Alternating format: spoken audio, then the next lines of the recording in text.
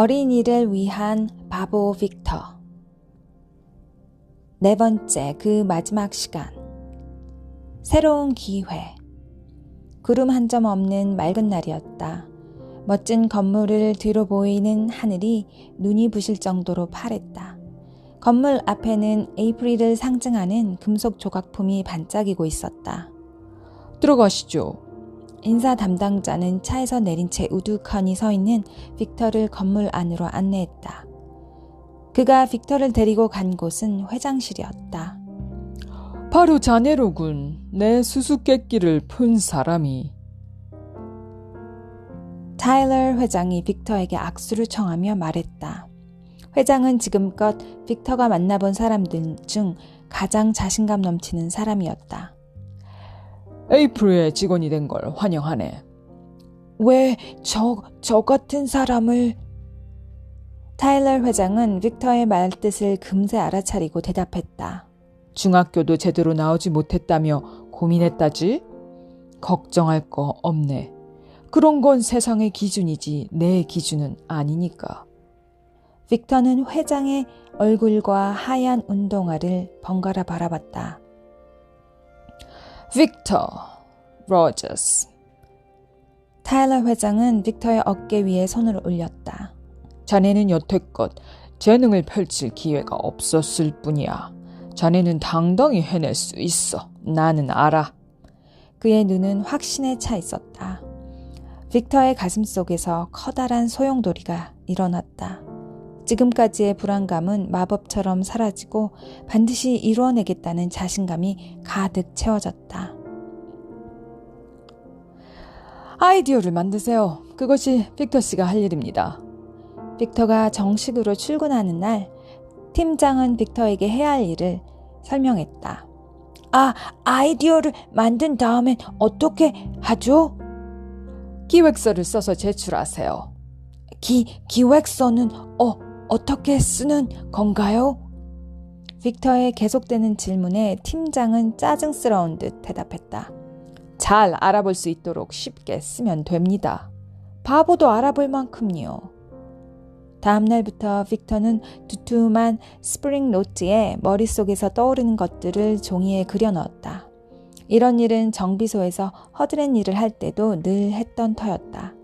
며칠 후 빅터는 팀장에게 노트를 내밀었다. 이게 뭡니까? 기획서입니다. 팀장은 곰돌이 푸가 그려진 노트를 한참 내려다보았다. 그리고 천천히 노트의 첫 장을 넘겼다. 노트에는 빽빽한 글씨 대신 삐뚤삐뚤한 그림이 그려져 있었다. 바보도 알아볼 수 있게 그 그림으로 그렸습니다. 못마땅한 표정으로 대충대충 노트를 넘겨보던 팀장은 탁 소리나게 노트를 덮으며 큰 소리로 말했다. 이거 애들 장난도 아니고 여기가 당신 놀이터인 줄 아세요? 팀장의 목소리가 사무실에 쩌렁쩌렁 울렸다. 빅터는 절로 어깨가 움츠러들었다. 그때였다. 복도에서 들으니 시끄럽던데 무슨 일입니까? 타일러 회장이었다. 빅터 씨가 기획서를 가지고 왔습니다. 회장님께서도 보셔야 할 것 같습니다. 팀장은 굳은 얼굴로 스프링 노트를 회장에게 내밀었다. 타일러 회장은 잔뜩 기대하는 표정으로 노트를 펼쳐보았다. 빅터의 기획서를 살펴보던 회장이 웃음을 터뜨렸다. 한참을 웃으며 노트를 넘기던 테일러 회장이 노트 중간쯤에 이르러서 갑자기 웃음을 멈추었다. 그리고는 심각한 표정으로 한 장의 그림을 뚫어져라 쳐다보았다. 이게 뭐죠? 스케치북 컴퓨터입니다. 좀 더 자세히 설명을 해보겠나? 스케치북에 그 그림을 그리듯이 화면 위에 직접 마우스 펜이나 손가락으로 입력하는 컴퓨터입니다. 키보드가 없어도 돼서 노트북보다 가볍게 들고 다닐 수 있고 침대에 누워서 사용할 수도 있습니다. 재밌겠는걸. 본격적으로 이야기해볼까? 타일러 회장은 빅터의 어깨에 손을 올렸다. 그리고 둘도 없는 친구처럼 다정하게 사무실을 빠져나갔다. 팀장과 직원들은 어리둥절한 표정으로 두 사람의 뒷모습을 지켜보았다. 그날 빅터는 타일러 회장의 집에서 저녁 식사를 함께했다. 누가 뭐래도 자네의 아이디어는 훌륭하네. 그러니 자네의 생각을 확실히 믿고 다른 사람들에게 주장하도록 하게. 식사 내내 회장은 빅터에게 이 말을 해주었다. 그리고 그날 이후 빅터의 노트에 그려진 그림은 에이프릴의 가장 중요한 신제품 기획서가 되었다. 시간이 흐르면서 빅터의 노트는 점점 더 늘어났다. 그리고 아이디어에 관심을 갖는 직원들도 많아졌다. 사람들과 어울려 생활하고 대화하는 일도 많아지면서 말을 더듬는 버릇도 점차 나아졌다. 빅터는 에이프릴에서의 생활이 좋았다. 여기에서는 이유 없이 괴롭힘을 당하거나 놀림을 받지 않았다. 무엇보다 누군가에게서 인정을 받는 것이 좋았다. 그럴 때면 빅터는 무엇이든 이뤄낼 수 있을 것 같은 용기가 생겼다. 직원들과 커피 내기 게임에서 진 빅터가 회사 내에 있는 커피 전문점으로 향했다. 그런데 그때였다. 바보 빅터! 어디선가 들려온 목소리에 빅터의 온몸이 뻣뻣하게 굳었다. 바보 빅터! 너 맞지? 검은 양복을 입고 다가온 남자는 더프였다. 더프, 여긴 어떻게... 나?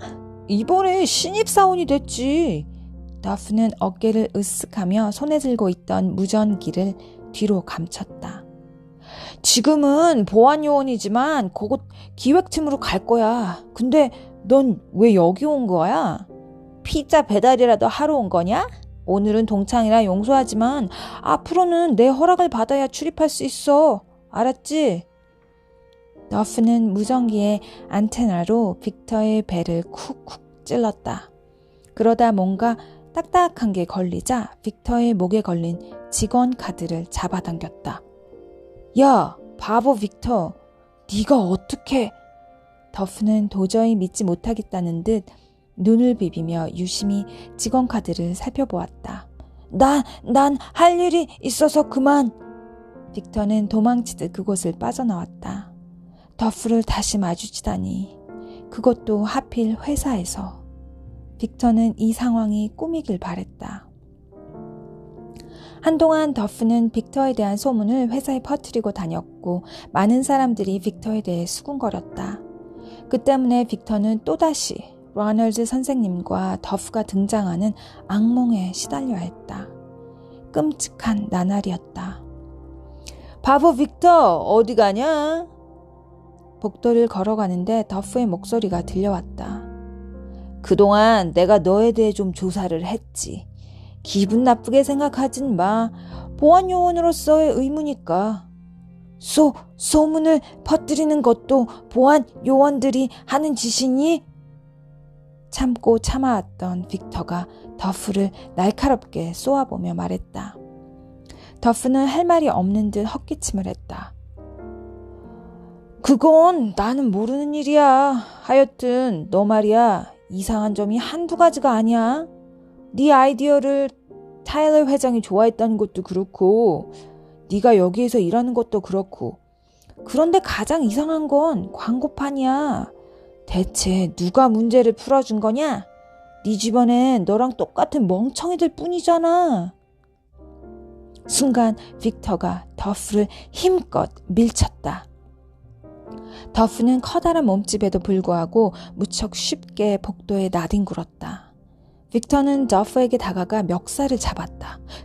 그만! 더프는 벌벌 떨며 빅터의 두 손을 움켜쥐었다. 빅터가 손을 내리자 더프는 콧잔등에 땀을 쓱 닦으며 이를 꽉 물었다. 어떻게 이럴 수가 있지? 어떻게? 더프는 울먹이듯 떨리는 목소리로 말했다. 그래, 난 사실 신입사원이 아니야. 그냥 별 볼 일 없는 사람이라고. 그런데 바보 주제. 에이프릴의 정식 사원이라니 이건 말도 안 돼. 게다가 타일러 회장의 관심을 받고 도대체 어떻게 된 거야? 나한테 좀 알려줘. 수학 문제는 대체 누가 풀어준 거야? 더프는 애원하는 표정을 지으며 물었다. 빅터는 굳은 표정으로 더프를 쳐다봤다. 너한테는 가르쳐주지 않아. 빅터는 더프를 뒤로 한 채 회사 건물을 빠져나왔다. 자명종이 울렸다. 부스스한 모습으로 눈을 뜬 30살의 로라는 자명종을 내버려둔 채 힘없이 고개를 돌렸다. 정말 한심하다. 7년 전 로라는 하던 일을 그만두고 글을 쓰는 일에만 매달렸다. 그렇지만 레이첼 선생님과 열심히 준비한 원고를 받아주는 출판사는 한 곳도 없었다. 그 후 로라는 글을 쓰겠다는 생각을 접었다. 글을 쓰려다가도 내가 무슨 작가가 될 수 있겠어? 내 글을 받아주는 출판사는 한 곳도 없을 거야 라는 생각만 떠오르면 단 한 줄도 제대로 쓸 수 없었다. 로라는 분주히 집을 나섰다. 글을 쓰지 않기로 결심한 후 로라는 생활비를 벌기 위해 레스토랑에서 일을 했다. 오늘은 특별한 강연회가 있기 때문에 평소보다 일찍 출근해 레스토랑을 정리해야 했다. 레스토랑에는 40개가 넘는 원형 테이블이 놓여 있었다. 로라는 입구에서부터 테이블볼을 깔았다. 그런데 그때 노랫소리가 들려왔다. 강단 앞 테이블에서 60대의 노인이 노트에 무언가를 적고 있었다. 좀 비켜주시겠어요, 할아버지? 로라가 다가가서 날카로운 목소리로 말했다. 노인은 안경을 올리더니 로라의 가슴에 붙은 이름표를 확인했다. 로라 던큰 415-677-9629. 로라는 깜짝 놀라 테이블볼을 깔던 손길을 멈췄다. 어떻게 제 전화번호를 아셨어요? 간단해요. 전화번호부를 외우면 되니까. 네? 로라가 깜짝 놀라 멍하니 서 있는 동안 노인은 강연 팜플렛을 건네주었다. 노인은 오늘 강연을 할 주인공 잭 맥클레인, 암기왕 잭이었다. IQ 168의 그는 7살 때 TV에 출연한 뒤로 암기왕 잭이라는 별명을 얻게 된 유명 인사였다. 몰라 봬서 죄송해요. 노인은 괜찮다는 듯 고개를 끄덕였다. 그런데 어떻게 그 두꺼운 분량의 전화번호부를 전부 외울 수 있죠? 로라의 질문에 잭은 어깨를 으쓱하더니 말했다. 전화번호부를 외우는 건 특별한 사람들만이 하는 것이 아니에요. 인쇄술이 발전하지 않았던 오래전에는 종교 경전의 내용을 통째로 외우는 사람들이 많았죠. 지금의 사람들은 자신의 기억력을 모두 발휘하지 못할 뿐입니다. 아마 자신이 가지고 있는 능력의 10분의 1도 사용하지 못할 거예요. 사용하지 않는 능력을 사용하면 누구나 뛰어난 사람이 될 수 있답니다. 그러기 위해서는 무엇보다 마음먹으면 무엇이든 할 수 있다는 자신감을 가져야 하죠. 로라 씨도 그렇게 할 수 있습니다. 로라는 미소를 지으며 손사래를 쳤다. 저는 IQ도 별로 높지 않아요. IQ는 숫자에 불과합니다. IQ 테스트에는 수를 다루는 능력과 공간 능력이 들어있지만 가장 중요한 자기를 믿는 능력은 담겨있지 않거든요. 로라는 잭의 말에 동의할 수 없었다. 사람은 누구나 각자의 능력을 가지고 태어나고 레스토랑 종업원도 자신에게 주어진 능력이라고 생각했다. 좋은 말씀 고맙습니다. 이제 저는 하던 일을 계속해야겠네요. 샌프란시스코에서 가장 머리가 좋은 분을 만나게 되어 영광이었어요. 이제 나는 샌프란시스코에서 가장 IQ가 높은 사람이 아닙니다. 여기에서 30분 정도에 떨어진 메릴린 학교에서 그 기록이 깨졌죠. 메릴린 학교라면 제가 졸업한 학교인데요? 아, 그러세요. 그의 이름은 잭의 말이 끝나자 눈앞이 어질어질해진 로라는 힘없이 몸을 휘청이며 의자에 털썩 주저앉았다. 천재가 된 바보. 메릴린 학교는 예전과 변함이 없었다. 붉은 벽돌담에는 담쟁이 덩굴이 작은 꽃을 피웠고 교실 창가에는 부드러운 햇살이 아른거렸다. 그 사람 말이 정말일까? 빅터는 길게 한숨을 내쉬며 로라를 쳐다보았다. 거짓말은 아닌 것 같았어. 안심해. 로라는 빅터를 향해 미소를 지었다. 그때였다. 빅터, 로라, 어서 오렴. 레이첼 선생님이 현관 앞에서 두 사람에게 손짓을 하고 있었다. 오늘 빅터와 로라는 레이첼 선생님의 도움으로 오래전 빅터가 받았던 IQ 테스트 자료를 확인하기로 했다. 자료실로 들어서자 담당 직원이 기다렸다는 듯 자리에서 일어섰다. 레이첼 선생님이신가요? 네, 전화로 부탁드렸던... 시간이 많이 지난 자료라 찾을 수 있을지 모르겠습니다만 일단 저를 따라오시죠.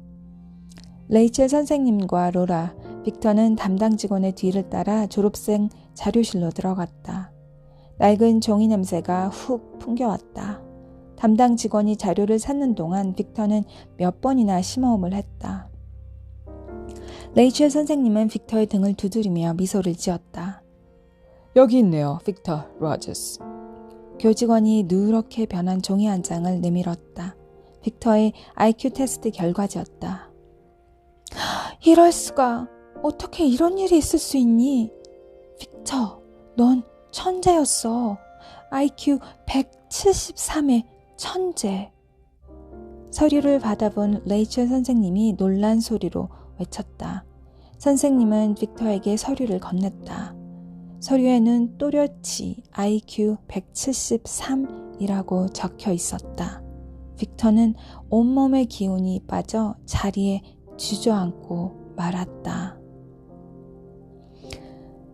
세상에, 러널드 선생님이 숫자를 착각했었나 봐. 로라가 믿을 수 없다는 듯 중얼거렸다. 그게 아닐 거야. 빅터가 머리가 나쁘다는 것을 강하게 믿었던 거지. 그러니 그 사람 눈에는 173이 73으로 보였을 거야. 분명히. 말을 끝낸 레이첼 선생님은 한숨을 내쉬었다. 레이첼 선생님과 헤어진 후 로라와 빅터는 언덕 위 교회로 향했다. 그리고 나란히 그네에 앉았다. 난 정말 바보였나 봐. 빅터는 멍하니 허공을 바라보며 말했다. 아니야. 너는 IQ가 173이나 되는... 로라가 급히 말했지만 빅터는 고개를 저었다. 아니야. 난 지금까지 73이라는 숫자 때문에 정말로 내가 바보인 줄 알았어. 남들이 아무리 날 무시하고 놀려도 나를 믿고 사랑했어야 했어. 하지만 나는 그러지 못했어. 날 믿지 못했고 내 스스로를 바보라고 무시했어. 빅터의 눈에서 흘러내린 눈물이 빗물처럼 땅에 떨어졌다. 두 손으로 얼굴을 감싼 채 한참을 울던 빅터는 고개를 들어 하늘을 바라보았다. 구름 한 점 없는 파란 하늘이 눈에 들어오는 순간 마음이 후련해지더니 머릿속을 짓누르던 무언가가 사라지는 것 같았다. 빅터는 길게 심호흡을 했다. 마음속 깊은 곳에서 뭉게구름처럼 생각들이 피어올랐다. 나는 지금까지 바보로 살았던 내 인생을 바로잡겠어. 내 생각을 가장 존중하고 누구보다 나 자신을 사랑하는 마음으로 가장 좋아하는 일을 하겠어. 더 이상 미래를 두려워하지 않겠어. 빅터는 그네에서 벌떡 일어났다. 괜찮아? 로라가 걱정스러운 얼굴로 빅터에게 물었다. 그럼 괜찮고 말고 난 이제 바보가 아니잖아. 빅터가 로라를 향해 싱긋 웃었다. 로라도 그제야 마음이 놓이는지 빅터를 향해 미소를 지었다. 안녕하세요. 좋은 아침입니다. 이른 아침. 사무실로 들어서며 빅터가 직원들에게 큰 목소리로 인사를 건넸다. 직원들이 의아한 얼굴로 빅터를 쳐다보았다. 하하하, 아침부터 뭘 그렇게 쳐다보세요? 제가 그렇게 잘생겼나요? 직원들은 계속해서 놀란 눈빛으로 빅터를 바라보았다. 빅터는 어깨를 한번 으쓱하고는 책상에 앉아 노트를 펼쳤다. 빅터의 입에서는 콧노래가 계속 흘러나왔다. 빅터는 더 이상 예전의 빅터가 아니었다. 활기차고 자신감 넘치고 무엇이든 동료들과 함께 하려 했다. 어깨를 움츠리고 사람들의 눈길을 피하던 빅터는 이제 어디에도 없었다.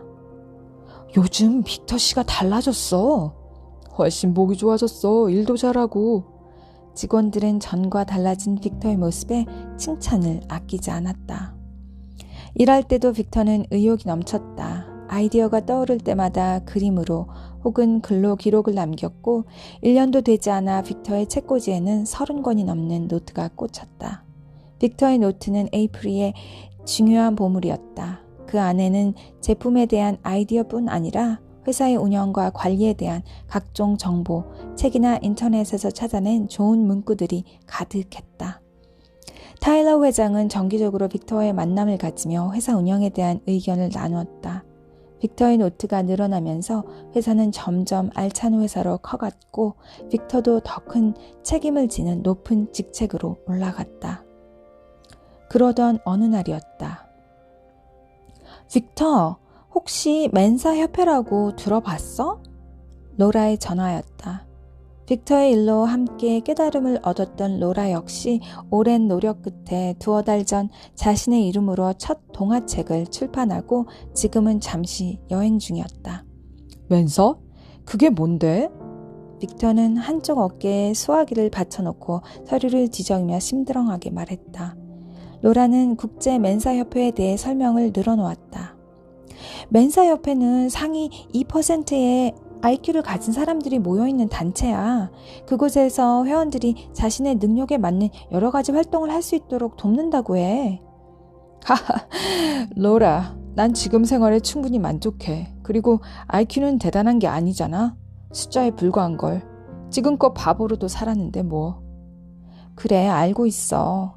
그런데 말이야, 그곳에 천재지만 인정받지 못했던 사람, 괴짜여서 미움을 받았던 사람, 이런 사람들이 모여서 다른 사람들을 이해하지 못했던 자신들 이야기를 나누며 서로에게 도움을 주고 있대.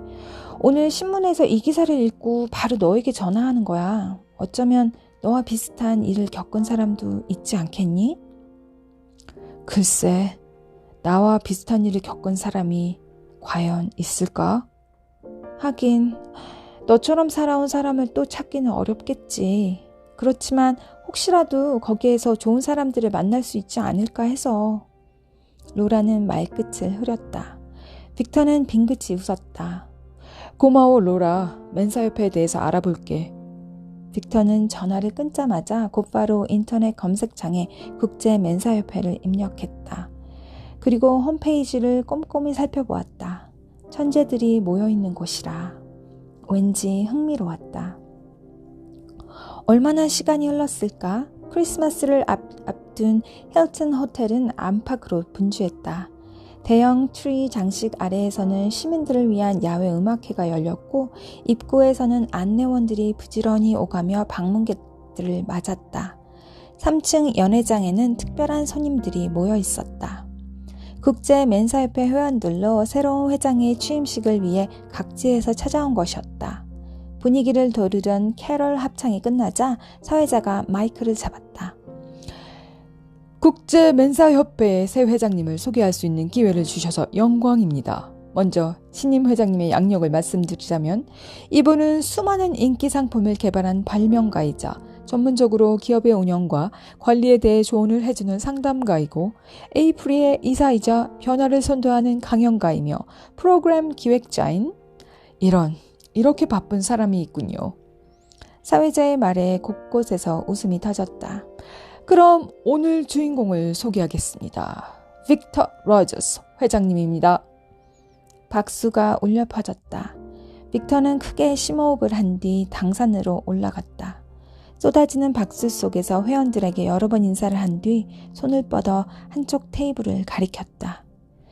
그 테이블에는 중년의 남자와 여자가 나란히 앉아 있었다. 그동안 많은 분들의 도움을 받았습니다. 저기 계시는 저 멋진 신사분은 MIT 대학교 생물학과 교수이신 스튜어트 교수님이시고, 아름다운 여성분은 출판계에서 존경받는 레이첼 대표님이십니다. 저 두 분은 저에게 아빠이자 엄마와 같은 분이시고, 제 자신을 포기할 때조차 저를 포기하지 않은 분들이셨습니다. 이 자리를 빌려 꼭 말씀드리고 싶었습니다. 선생님, 당신들과의 만남은 제 인생 최고의 행운이었습니다. 사람들이 두 선생님을 향해 우레와 같은 박수를 보냈다. 사람들에게 가볍게 목례를 하던 레이첼 선생님의 눈가에는 눈물이 촉촉히 맺혔다. 그리고 또 한 분 감사 인사를 꼭 전해야 할 분이 있습니다. 바로 제 아버지입니다. 제가 작은 잘못을 저지르면 엄하게 다스리셨지만 세상 모든 사람들에게서 무시당하고 외면받을 때 가장 넓고 따뜻한 품으로 절 안아주셨던 아버지께 오늘의 영광을 드리고 싶습니다. 아마 지금쯤 하늘나라에서 환히 웃으며 절 내려다보고 계시겠죠. 빅터는 잠깐 동안 말을 잇지 못했다. 사람들은 조용히 빅터를 기다려주었다. 빅터는 헛기침을 한번 하더니 다시 이야기를 시작했다. 요즘 젊은 회원들로부터 성공에 대한 조언을 해달라는 부탁을 많이 받습니다. 순간 이 호텔의 창립자인 컨라드 힐튼이 생각나더군요. 그는 어른이 될 때까지 글을 읽지 못했습니다. 그는 원래 은행 경비원이 되려고 했는데 글을 읽지 못하는 바람에 퇴짜를 맞고 호텔 벨보이가 되었다고 합니다. 훗날 그는 자신이 글을 쓰지 못했기 때문에 힐튼 호텔을 세울 수 있었다고 말했죠. 물론 성공 비결은 따로 있었습니다. 벨보이 시절에 나보다 일을 잘하는 사람들도 많았고 나보다 경영 능력이 뛰어난 사람들도 많았다. 하지만 자신이 호텔을 경영하게 되리라 믿은 사람은 나뿐이었다. 이것이 바로 그의 성공 비결이었습니다. 그는 한 강연에서 쇠막대기를 들고 이 쇠를 두들겨 말굽으로 만들면 $10 50센트의 가치가 된다. 이것으로 못을 만들면 $3,250의 가치가 된다. 그리고 이것을 시계의 부속품으로 만들면 $250만 의 가치가 된다. 라고 말했죠. 빅터는 잠시 사람들을 둘러본 뒤 말을 이었다. 우리는 콘라드의 힐튼의 쇠막대기처럼 많은 가능성을 가지고 있습니다. 몇몇 사람들은 제가 IQ가 높기 때문에 성공했다고 말합니다. 하지만 여러분도 아시다시피 저는 17년 동안 바보로 살았습니다. 그동안 저는 제 IQ가 동물 IQ와 비슷한 73이라고 알고 있었죠. 그렇지만 이것은 서류를 제대로 보지 못한 선생님의 착각 때문에 빚어진 오해였습니다. 제 IQ는 샌프란시스코에서 가장 높은 173이었습니다. 그렇지만 17년 동안 이 IQ는 저에게 아무런 도움이 되지 못했죠. 아무리 뛰어난 재능을 가진 사람이라도 자신의 능력을 믿지 못하면 재능을 펼치지 못합니다. 자신이 말굽밖에 될 수 없다고 생각하면 말굽밖에 되지 못하고 바보라 생각하면 진짜 바보가 되는 것입니다. 우리는 숫자로 평가할 수 없는 능력을 가지고 있습니다. 해보지도 않고 절대 자신의 능력을 미리 판단하지 마십시오. 자신을 믿으십시오. 스스로를 위대한 존재라고 생각하십시오. 그러면 행동도 위대하게 변할 것입니다. 여러분의 일이 힘들게 느껴지거나 그만두고 싶다고 느껴질 때 17년 동안 바보로 살았던 빅터 로저스의 인생을 기억해 주시기 바랍니다. 세상에서 가장 멍청했던 남자의 이야기를 들어주셔서 감사합니다. 환호성과 박수가 터져나왔다. 사람들은 하나둘 일어나 기립박수를 쳤다. 로라는 빅터를 바라보며 흐뭇하게 웃었다. 사람들은 모를 거예요. 저런 웅변가가 한때 지독한 말더듬이었다는 사실을요. 레이첼 선생님은 고개를 끄덕였다. 그리고는 로라 쪽을 향해 고개를 돌리며 말했다. 그리고 인기 동화 작가가 로라 덩컨이 한때 꿈도 희망도 없는 레스토랑 종업원이었다는 사실도 모를 테지. 스튜어트 선생님은 로라와 레이첼 선생님을 번갈아 쳐다보며 말했다. 자신을 믿으라는 말씀이 옳았던 겁니다. 빅터, 로라 모두 자신을 믿었기 때문에 스스로의 자리에서 한 걸음 더 나아갈 수 있었던 거죠. 선생님이야말로 정말 훌륭하십니다. 빅터의 가능성을 저보다 훨씬 일찍 알아채셨던 교수님이야말로 정말 훌륭하신 선생님이시죠. 레이첼 선생님도 스튜어트 선생님을 향해 미소를 지어 보였다. 빅터가 강단에서 내려오자 로라는 준비한 꽃다발을 들고 빅터에게 다가갔다. 세월 참 빠르죠. 저 아이들이 벌써 중년의 나이가 되었으니 말이에요. 이제는 저 아이들이 우리의 가르침을 세상에 전하겠죠? 레이첼 선생님이 빅터와 로라를 바라보며 흐뭇한 표정으로 말했다. 이미 두 사람은 그걸 실천하고 있는 것 같습니다. 빅터는 강연을 통해서, 로라는 동화를 통해서 위대한 메시지를 전하고 있으니까요. 스튜어트 선생님은 푸근한 미소를 지었다. 싸늘한 겨울밤이라서인지 도로에는 자동차의 흔적이 드물었다. 어머, 눈이네. 빅터, 운전은 자신 있는 거야? 빅터는 대답 대신에 어깨를 으쓱해 보였다. 최고의 정비사이자 운전사인 마르코 형한테 배운 실력. 그때 아버지는 아마도 세상으로 나가는 길을 만들어주고 싶으셨나 보다. 제 앞가림도 못하는 내게 운전을 가르치려고 하셨던 것을 보면 빅터의 코끝이 찡해졌다. 차가 언덕 위 교회에 도착했다. 왜 여기 차를 세우는 거야? 로라가 물었다. 궁금한 게 있어서. 언덕 위 교회는 변함이 없었다. 여전히 앞마당에는 두 개의 그네가 사이좋게 나란히 놓여 있었다. 로라, 그때 무슨 기도를 했니? 빅터의 질문에 로라는 물끄러미 그를 바라보았다. 그때라니? 설마 15살 때를 말하는 건 아니겠지? 로라는 환하게 웃으며 말했지만 빅터는 웃지 않았다. 이내 로라도 웃음을 거두고 어린 시절 무릎을 꿇고 기도했던 자리를 한동안 바라보았다. 아름답게 만들어달라고 기도했어. 그때 나는 내가 아무것도 하지 못하는 이유가 못난 외모 때문이라고 생각했거든. 로라의 말을 들은 빅터가 눈을 동그랗게 뜨고 로라를 바라보았다. 정말이야? 너한테 그런 고민이 있었다는 게 믿어지지 않아. 로라가 어깨를 으쓱거리며 말했다. 그래, 정말 심각했다니까. 내가 남들 앞에서 고개를 잘 못 드는 것도, 제대로 할 줄 아는 게 아무것도 없는 것도 모두 외모 탓인 줄 알았어. 난 어릴 때부터 우리 집에서 못난이로 불렸거든. 네가 바보로 불렸던 것처럼. 근데 부모님께서 그렇게 불렀던 이유가 있다는 걸 얼마 전에야 알았어. 그 이유가 뭐야?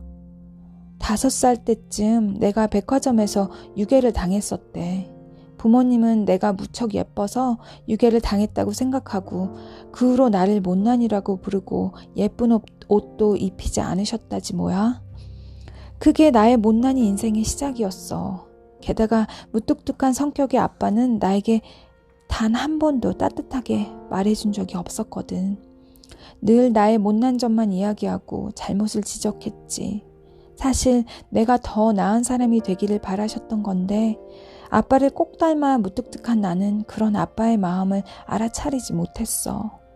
내가 동화 작가가 된 걸 가장 기뻐하셨던 분도 아빠셨다고 엄마께서 말씀하시더라. 빅터는 안쓰러운 눈빛으로 로라를 바라보았다. 우리 둘 다 엉뚱한 기준 때문에 힘겨운 시간을 보냈다는 공통점이 있구나. 로라가 고개를 끄덕였다. 그리고 그 때문에 문득 생각난 것이 있다는 듯 물었다. 빅터, 사실 나도 오래전부터 궁금했던 게 있어. 그때 네가 했던 말 진심이었니? 빅터는 아무 말 없이 웃기만 했다. 그때 네가 했던 말은 지금까지 살아오면서 내게 큰 힘이 되었어.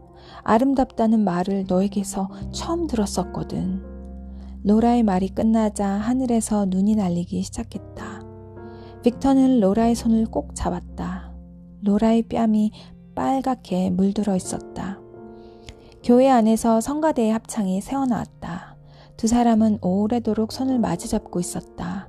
수정 구슬처럼 반짝이는 눈송이들을 올려다 보면서 잃어버린 시간을 찾아서 빅터, 잘 지냈니? 로라, 요즘 너무 유명해진 거 아니야? 만나기가 너무 힘들어. 에이프릴의 이사로 동화 작가로 바쁘게 지내던 빅터와 로라가 오랜만에 만난 곳은 메릴린 학교 앞이었다. 왜 여기서 만나자고 했어? 로라가 호기심 가득한 눈빛으로 빅터에게 말했다. 와보고 싶었어. 지난번에 왔었잖아. 그땐 IQ 테스트 결과지 확인하기에 바빠서 학교를 둘러보지 못했잖아. 확인하고 나서는 모두 놀라서 여유가 없었고. 로라가 고개를 끄덕였다. 로라와 빅터는 아주 천천히 운동장을 돌아보았다. 운동기구들과 벤치, 테이블은 모두 새로운 것으로 바뀌었고 나무들은 모두 둥치가 굵어지고 키도 훌쩍 커져 있었다. 그렇지만 변함이 없는 것도 있었다. 빅터가 늘 창밖으로 바라보던 저 멀리 산등성이의 풍경. 로라가 혼자서 생각을 할 것이 있을 때마다 찾았던 학교 뒤편 잔디밭이 바로 그것이었다. 로라는 건물 앞에서 숨을 한번 깊게 들이쉬며 말했다. 학교 냄새도 그대로인데? 맞아, 정말 그대로네. 빅터는 미소를 지으며 건물 안으로 들어섰다. 빅터가 좋아했던 과학실 안에서는 아이들이 실험하느라 눈빛을 내고 있었다. 로라가 좋아했던 도서관에서는 금발머리의 여학생이 책을 정리하고 있었다. 로라와 빅터가 조용한 걸음으로 복도를 한참 걸어가고 있을 때였다. 데니, 이렇게 해놓으면 어쩌자는 거냐? 저 앞쪽의 교실에서 귀에 근 목소리가 들려왔다. 빅터와 로라는 소리가 들리는 교실로 다가가 창문 안을 들여다보았다. 어릴 적 까치발을 들고서야 겨우 내다보이던 복도 창문이 이제 빅터의 가슴께에 닿아 있었다. 로널드 선생님? 빅터의 입에서 작은 목소리로 선생님의 이름이 흘러나왔다. 하얀 머리카락과 주름진 얼굴, 모습은 많이 늙어 있었지만 쩌렁쩌렁한 목소리만큼은 예전과 똑같았다. 교실 안의 아이들은 모두 선생님을 쳐다보고 있었다. 댄이라는 아이는 고개를 숙인 채 서 있었고 책상에는 구겨진 종이 여러 장이 놓여 있었다. 아마 아이는 그것 때문에 선생님께 꾸중을 듣고 있는 듯 보였다. 데니, 마음이 급하더라도 천천히 해봐야지. 저는 뭐든지 느려서 빨리 해보려고. 아이는 잔뜩 주눅이 든 채 입을 오물거리며 겨우 말을 하고 있었다. 그 모습을 바라보던 빅터의 입에서 조용히 한숨이 새어나왔다. 너도 나와 같구나. 빅터는 자리에 가만히 서서 계속해서 교실을 들여다보았다. 로라도 숨을 죽이고 서 있었다. 데니, 천천히 해도 괜찮아. 넌 빨리 문제를 풀진 못하지만 천천히 하면 뭐든 잘할 수 있잖아. 로널드 선생님은 댄이라는 아이의 어깨에 손을 얹으며 말했다. 로라가 휘둥그레진 눈으로 빅터를 쳐다보았다. 그렇지만 빅터는 묵묵히 교실 안을 들여다볼 뿐이었다. 그때 빅터와 가까운 쪽에 앉아있던 아이가 투덜거리며 말했다. 채, 느림보 바보 데니가 잘하는 게 대체 뭐람? 자리로 돌아가던 로널드 선생님의 뒤를 돌아보았다. 지금 느림보 바보라고 했던 사람 누구야? 말을 했던 아이도 다른 아이들도 모두 대답을 하지 않았다. 아무도 그런 말을 하지 않았다는 거냐? 아이들은 여전히 대답이 없었다. 선생님은 아이들을 한번 둘러보더니 말을 이어갔다. 아주 오래전에 바보라 불리던 학생이 있었다. 말도 더듬거리고 문제도 잘 해결하지 못하고 심지어 IQ도 73이었지. 푸하하하. 아이들 사이에서 웃음이 터져나왔다. 예상치 못한 자신의 이야기에 빅터는 깜짝 놀라 로라를 쳐다보았다. 로라 역시 놀란 눈으로 빅터를 바라보았다. 그 학생이 지금 어떤 어른이 되어 있는지 궁금하지 않니? 어떤 사람이 되었어요? 아이들은 눈을 반짝이며 로날드 선생님의 얼굴을 쳐다보았다. 에이플이라는 회사의 이사이면서 천재들만 모여있는 국제 멘사협회의 회장이 되었단다. 네? 아이들은 놀라며 큰 소리로 외쳤다. 그래, 놀랄만도 하지. 나도 처음에 그 소식을 들었을 땐 눈앞이 캄캄할 정도로 깜짝 놀랐으니까. 그 학생의 IQ가 73이라는 건 내가 잘못 본 것이었어. 사실 그 학생의 IQ는 73이 아니라 173이었단다. 그리고 말을 더듬거리긴 했지만 나중에 곰곰이 생각해 보니 그 말 속에 뛰어난 아이디어와 놀라운 능력이 숨어 있었던 거더구나. 아이들은 믿기지 않는다는 듯 고개를 절레절레 저었다. 너희들이 지금 바보라고 놀리는 친구들 중엔 누구보다 뛰어난 능력을 숨기고 사는 친구들도 있다는 걸 잊지 마라. 난 지금도 그때 그 학생에게 좀 더 잘해주지 못한 것을 크게 후회하고 있으니까. 로널드 선생님은 자리로 돌아가며 낮은 목소리로 그러나 강하게 말했다. 빅터와 로라는 로널드 선생님의 모습을 뒤로하고 교실로 빠져나왔다. 로널드 선생님이 저렇게 변할 줄은 상상도 못했어. 운동장을 걸어 나오며 로라가 고개를 절레절레 저었다.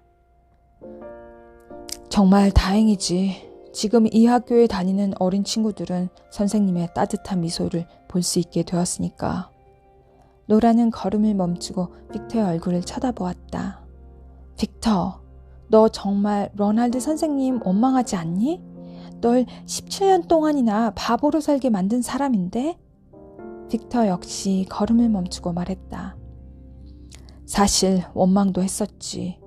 그런데 오늘부터 하지 않기로 했어. 바보로 살았던 17년은 모두 지나갔으니까. 로널드 선생님도 저렇게 변하셨잖아. 바보로 오해받는 어린 친구들이 더 이상 없다는 것만으로도 난 좋아. 로라는 고개를 절레절레 저었다. 정말이지, 넌 놀랍도록 긍정적이야. 그럼 난 매일매일 아주 즐겁다고. 빅터는 로라를 앞질러 뛰어가더니 펄쩍 점프를 했다. 그 모습을 보던 로라가 와하하하 웃음을 터뜨렸고 곧이어 빅터도 큰 소리로 웃었다. 마주선 두 사람의 웃는 얼굴 위로 환한 봄 햇살이 와르르 부서져 내렸다.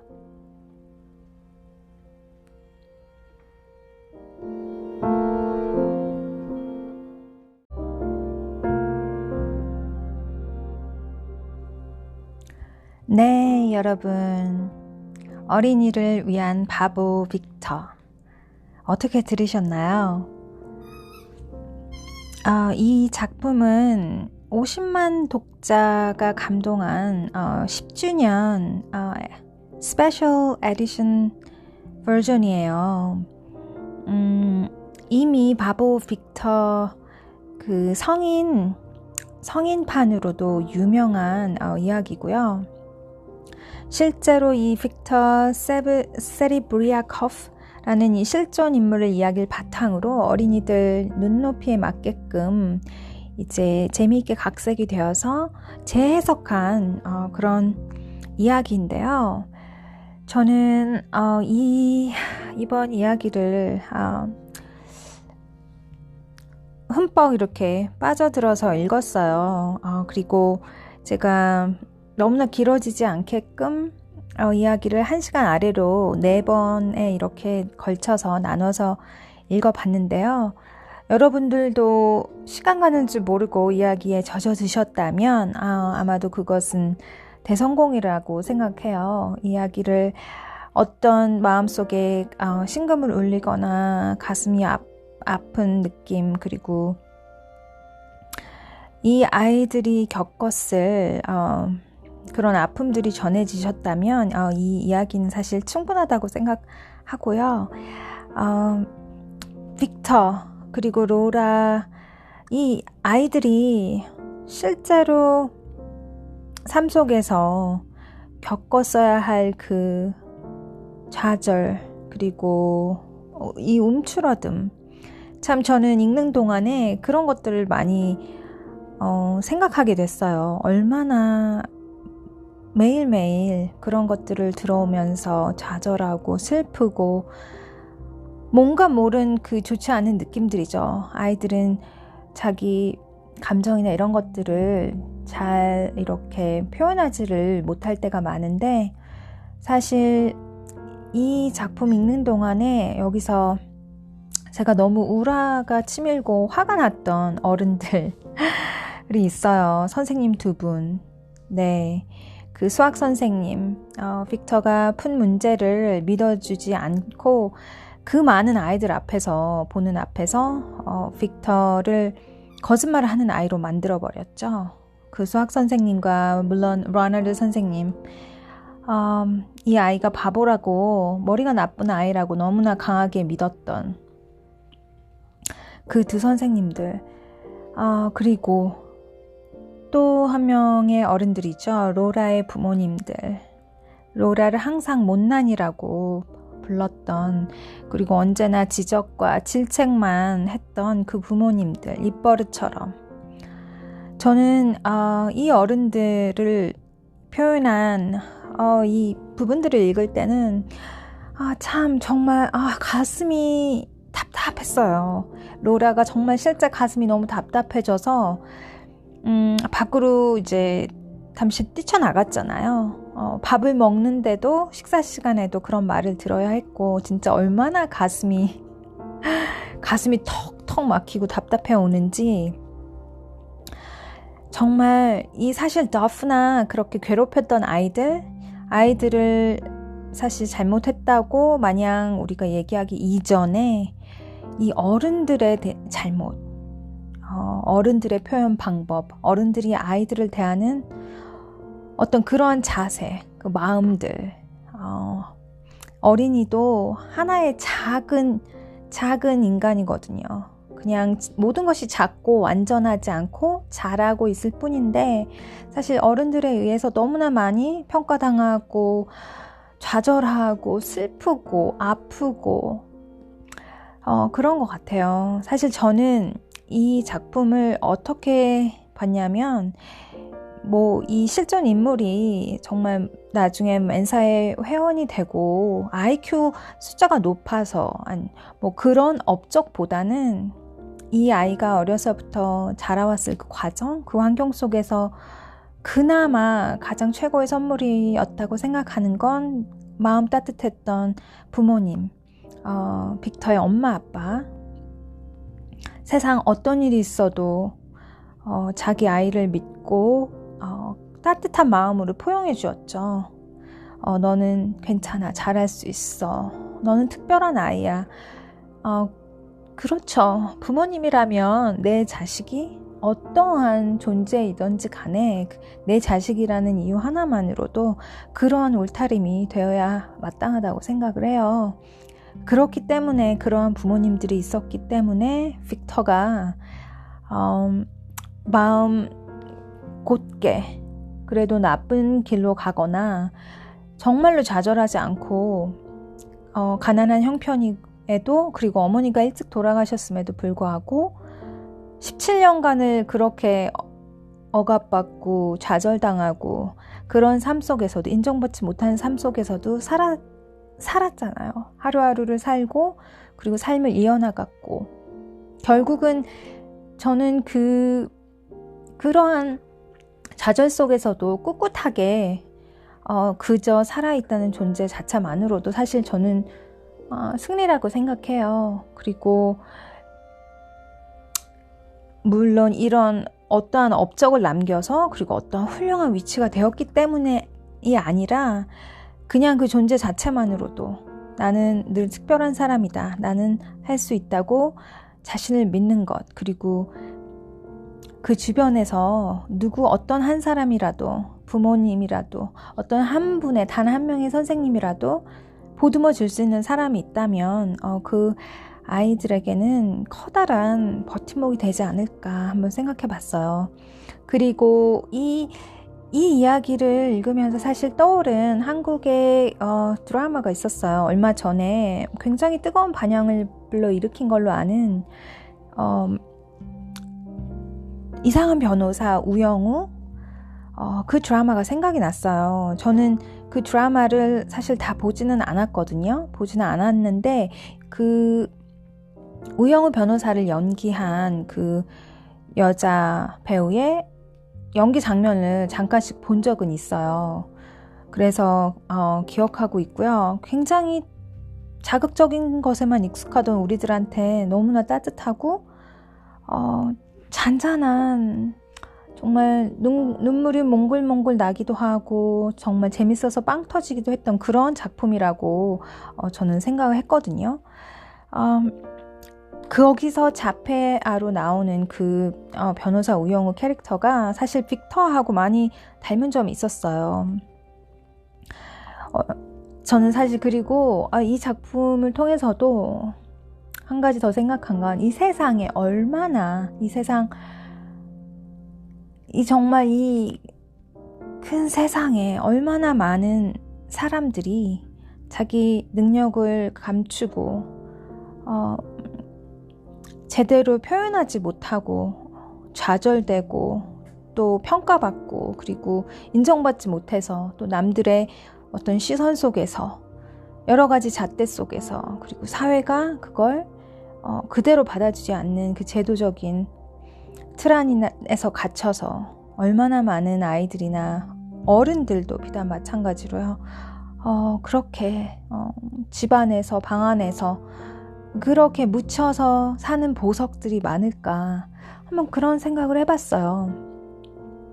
우리가 늘 아이들에게 얘기하잖아요. 친절하게 말을 하고 다정한 사람이 되고 그리고 항상 예의 바르고 친구를 괴롭히면 안 되고 정말 가져야 할 기본적인 것들 그런 것들을 인간으로서 가르쳐 주면서도 정작 우리들은 너무나 그런 일들을 많이 부딪히잖아요. 그래서 사실은 그런 씁쓸한 마음이 들었어요. 그런 나와 다른 사람, 그리고 우리가 보통 얘기하는 평범하다는 것, 남과 다르다고 해서 평범하지 않다는 어떤 틀 안에 가둬두고 기준을 맞춰두고 다른 사람들을 바라보면서 평가하고 그리고 그 잣대를 가지고 모두 다 그 기준에만 맞춰서 조금이라도 벗어나거나 다른 것에 대해선 그대로 받아들이기 힘들어하는 어떤 우리들의 편견 그리고 그런 마음 자세들 그런 걸 한번 생각을 해보게 됐어요.